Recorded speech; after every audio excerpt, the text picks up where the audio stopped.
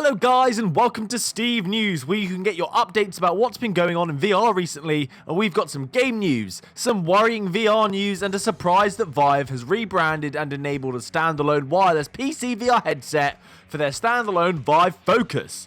But first, Arizona Sunshine price increase after the pre-orders. So a couple of things here around Arizona Sunshine. The first is around the price increase leading up to the game's launch. I know some people have noticed this and have not been happy, but after digging around, I can confirm that this was intended. The original price was around $36, I think it was now bumped up to $40. This isn't because Vertigo Games are trying to get more out of their consumer, they were actually offering a pre-order discount, which is great. It's nice to see an incentive. I haven't seen this on many occasions, so let me know if any of you know of this. I think it's a great idea, I'd like to see more of it. Not just adding an extra price on after the pre-orders for the sake of it, but providing us an actual discount. Let's not start turning this amazing growing industry with a great community into a joke. The next thing around Arizona Sunshine is a lengthy gameplay trailer, around 3 minutes. This was a release showing the Arizona Sunshine gameplay on the Oculus Quest. I think a lot of people are. The comments of this video are one of surprise. They've done a fantastic job on making this look great, and what shocked me was that they kept the density of zombies quite high still. There wasn't just an empty room with one zombie in it. The developers did say this: when we first started the process of building the Quest version, we actually did try porting the PlayStation models and changing some settings, and press export. Alas, that was too good to be true. So there was an additional effort to get this running on the Quest. The models were built from the ground up for this platform. So thank you guys. I was unsure about picking this up as I've already got this on PC, I've also got this on PlayStation VR, so buying this again for the third time would be too painful. But it really does look good on the Quest, and especially because this is a game that fits my game preferences. This is officially going to be released on December 5th, so be aware Questers that this looks like it's going to be a must-have game. Vertigo, if you're watching this, please can I have a copy? I can't buy this for a third time. Next, someone found hand tracking on the Oculus Quest, but it wasn't working. Someone on Reddit had posted that they had managed to find the hand tracking feature and got it up on their menu bar. This picture is showing the use hands option with a hand icon. This feature is supposed to be coming officially early next year, and it's not to replace the use of the controllers in game, but to use to operate and control applications on the system. And it's up to the developers to implement such features as well. It's not just going to be flicking a switch and the hand mode just seems to work. It's not a surprise that this is available on the Quest somewhere in the source code, because some sort of work must have been done in preparation for the release early next year. But it's nice to see it's there. The people who got this up, they didn't manage to get anything working, they just got the icon up, available to press on the menu. I'm also suspect as well because the C all has capitals on each word, but for the hand tracking, U is in capitals and hand is lowercase. Perhaps this will change. Next is the Go sales. They need to discontinue this headset at Oculus, please. I feel like it could be damaging to the VR industry at this point.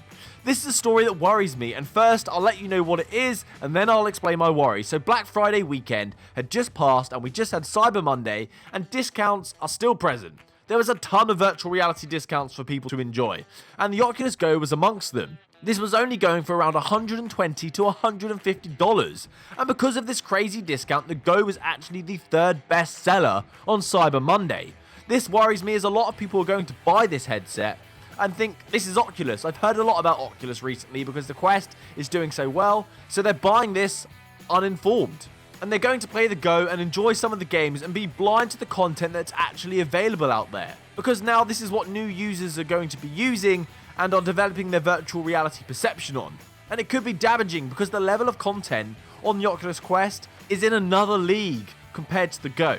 So I am happy for people to be adopting virtual reality. That is a great thing. I'm happy to hear that.